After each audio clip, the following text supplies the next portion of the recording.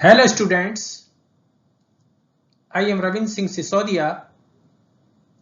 Today I am going to teach you the second poem, The True Beauty, composed by Thomas Carey.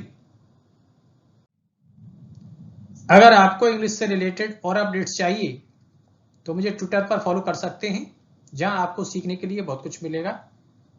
उसका link मैंने नीचे description box में दे रखा है। Author के बारे में थोड़ी जानकारी लेते हैं। इनका जन्म 1595 में हुआ था। ऑक्सफोर्ड में इन्होंने शिक्षा प्राप्त की थी तथा किंग चार्ल्स फर्स्ट का भी फेवर इन्हें प्राप्त हुआ। उनके कोर्ट में इनका अपॉइंटमेंट हुआ और ही डाइड इन 1639। इन्होंने बहुत अच्छी पोइम्स लिखी हैं और कुछ सॉन्ग्स भी लिखे हैं जो उनके समय में बहुत प्रसिद्ध थे। So let's begin the poem. He that loves a rosy cheek or a coral lip admires, or from starlight eyes doth seek fuel to maintain his fires. As all time makes these decay, so his flames must waste away.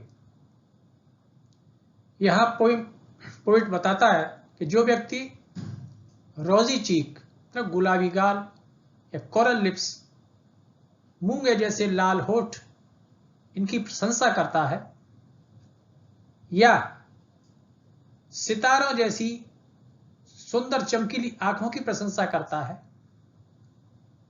और केवल शारीरिक सौंदर्य से की ही प्रशंसा करता है, और जो इन शारीरिक आकर्षण से अपनी प्रेम की ज्वाला को प्रज्वलित करने के लिए ईंधन प्राप्त करता है, तो कवि कहता है कि ये शारीरिक सौंदर्य समय के साथ ढल जाते हैं और इसी के साथ उस मनुष्य की प्रेम की ज्वाला भी बुझ जाती है, अर्थात उसका प्रेम भी समाप्त हो जाता है।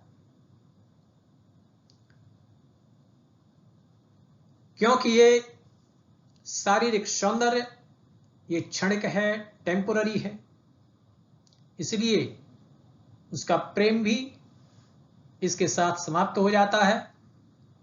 तो कवि इस स्टेंजा में शारीरिक सौंदर्य की बात करता है और वो कहता है कि ये समय के साथ ढल जाता है और उसी के साथ प्रेमी की जो प्रेम की ज्वाला है वो बुझ जाती है, अर्थात उसका प्रेम भी समाप्त हो जाता है। But a smooth and steadfast mind, gentle thoughts and काम desires, hearts with equal love combined, kindle never dying fires. Yet these are not I despise, lovely cheeks or lips or eyes.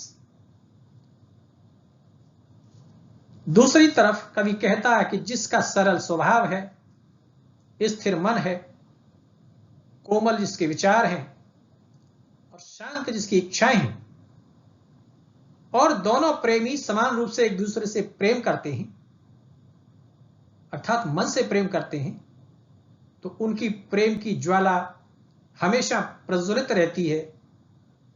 उनका प्रेम permanent, स्थायी होता है। उनका प्रेम कभी समाप्त नहीं होता है। तो कवि कहता है कि यदि ये गुण जिसके पास नहीं है तो आई डेस्पाइज लवली चीक्स और लिप्स और आइस। वो कहता है कि मैं उस शारीरिक सौंदर्य को, अर्थात लवली चीक्स या रेड लाल होठ या सुंदर चमकीली आंखों को डिसलाइक करता हूं, हेट करता हूं, घृणा करता हूं। तो इस पोएम में कवि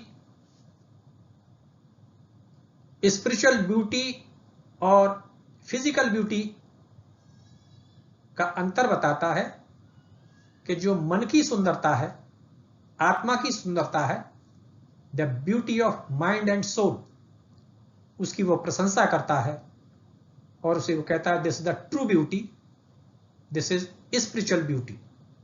और दूसरी तरफ वो शारीरिक सौंदर्य या शारीरिक सुंदरता की निंदा करता है। अंत में ग्लॉसरी दी हुई है, इसमें कि सभी हार्ड वर्ड्स और फ्रेजेस अच्छी तरह से एक्सप्लेन किए गए हैं, उनकी आप हेल्प ले सकते हैं। Thanks for watching. अगर आपको मेरा वीडियो पसंद आया हो तो इसको सब्सक्राइब जरूर करें, लाइक करें और शेयर करें और बेल आइकन को भी दबाएं, जिससे कि मेरे आगे आने वाली वीडियोस की नोटिफिकेशन आपको समय पर मिलती रहेगी। Thank you very much. God bless you.